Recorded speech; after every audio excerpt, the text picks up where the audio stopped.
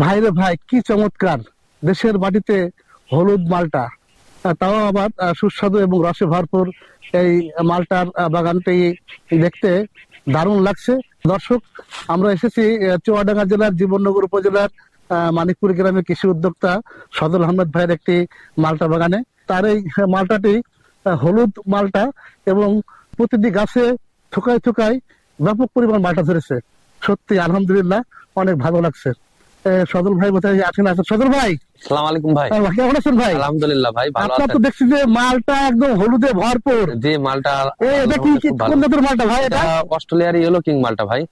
এটা কি হলুদই হয়? হ্যাঁ, এটা ন্যাচারাল এরকম হলুদ হয় ভাই। না কোনো কিছু দিয়ে দিয়ে এগুলো করে? না না না, আপনার ন্যাচারালি হলুদ হয় ভাই। আর মানে মানে খেতে স্বাদ কেমন? এটা বাজারে মালটার থেকে মিষ্টি হয়, অনেক রসালো হয়। আচ্ছা। আর বড় বৈশিষ্ট্য, বাংলাদেশে যে মালটাগুলো চাষ হয় সে মালটাগুলো সব শেষ হয়ে গেছে।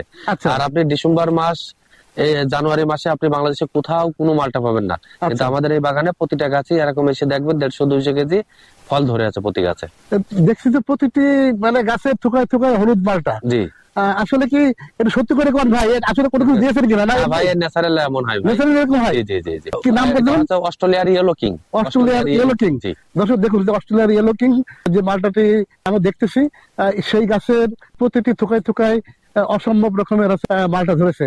সদর ভাই, আর একটা জিনিস বলবেন, একটা গাছে কি পরিমাণ মালটা হয়ে থাকে? একটা গাছে এখন গাছের সব লাগানো একই সাথে, কিন্তু হাতের যেরকম 5টা আঙ্গুল সমান হয় না, এরকম গাছের গুঁড়ো তো এরকম এক এক জায়গায় এক এক রকম হয়। তাই দেখা যাচ্ছে কোনো গাছে 150 কেজি আছে, কোনো গাছে হচ্ছে 200 কেজি আছে, কোন জায়গায় 150 কেজি, 60 কেজি আছে। এইভাবে ফল ধরেছে আমার গাছে। বাজার মূল্য কেমন? বাজার মূল্য আপনার, আমরা গত বছর ওর আগের বছর যা সেল করেছি 200 টাকা, সর্বোচ্চ বিক্রি করেছে 215 টাকা পর্যন্ত। কি আপনার বাজারে চাহিদা আছে? এই মালটা যে একবার খেয়েছে সে বলবে যে আমি কোনোদিন হচ্ছে মালটা খাইনি। সেজন্য আমরা দর্শনার্থী, আমাদের এখানে প্রতিদিন 150-200 জন দর্শনার্থী আসছে।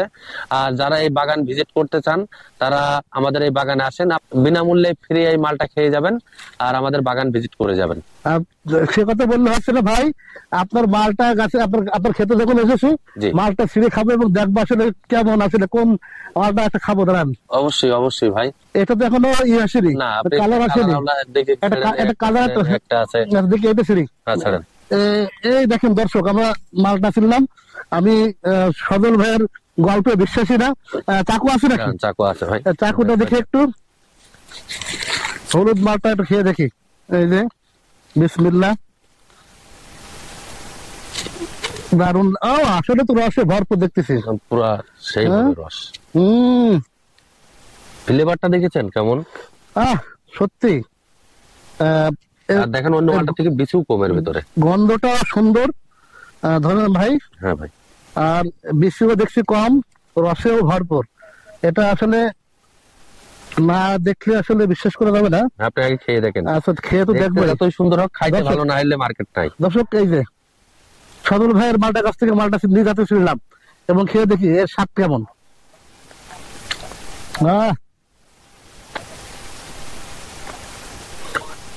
দারুণ মিষ্টি, এবং বাজারে যে মালটা পাওয়া যায় তার থেকে কোনো অংশ কম নাই, বরং তার থেকে মিষ্টি তো বেশি মনে হচ্ছে আমার কাছে।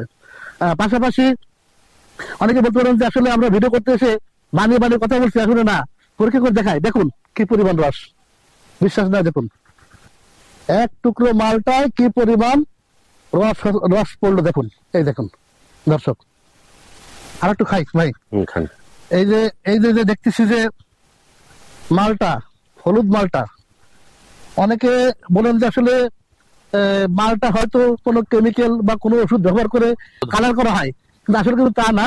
সদরে বলছেন তার মালটা প্রাকৃতিক ভাবেই, এবার 7 বছর আপনার হলুদ হচ্ছে, অনেকে সবাই তো দেখেছে। কৃষি সেক্টরে এমন কোনো ছাড় নেই যে আমার বাগান ভিজিট করেনি। আচ্ছা, এই মালটাকে আপনি কি কখনো কৃষি গবেষণা করে বানাইছেন? অবশ্যই, আমার কৃষি গবেষণা সাইটাস বিজ্ঞান এসেছে, আমেরিকার থেকে কৃষি বিজ্ঞান এসেছে, সব আমার এই মালটা গবেষণা করছে তারা। আচ্ছা দর্শক, একটু খাই।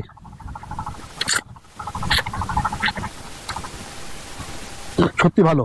আর অনেক মালটা আছে যেগুলো খেলে ঠোঁট জ্বলে, কিন্তু সদল ভাইয়ের এই হলুদ মালটা কিন্তু কোনো প্রবলেম নেই। আর একদম খুবই পাতলা, খুব, হ্যাঁ, খোসাটা অনেক পাতলা, উঠে পড়বে।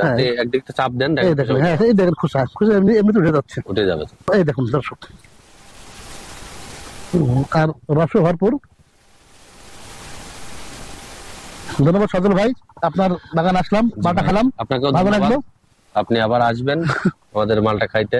দর্শক, আমার একটা মেসেজ আছে, আপনারা মালটা, কমলা যে চাষি করেন না কেন, তার আগে সেই বাগানটি পরিদর্শন করবেন এবং সেই ফলটি খেয়ে দেখবেন এবং আপনার জমির মাটির উর্বর শক্তি পরীক্ষা করে নেবেন, তারপরে সেই কাজে প্রবেশ করবেন। মানে জাত না ছিল, চাষ পদ্ধতি না বুঝে, মাটির উর্বর শক্তি না জেনে কখনো কৃষিতে প্রবেশ করবেন না। যদি এটা করে থাকেন, অনেক সময় কৃষক ভাইদের ক্ষতি হওয়ার সম্ভাবনা থাকে। তো দর্শকের কথা বলবো না, যারা যেখান থেকে আমাদের এই ভিডিওটি দেখছেন তাদেরকে অসংখ্য ধন্যবাদ লিখে শেষ করছি। সবাই ভালো থাকবেন, সুস্থ থাকবেন, আল্লাহ হাফেজ।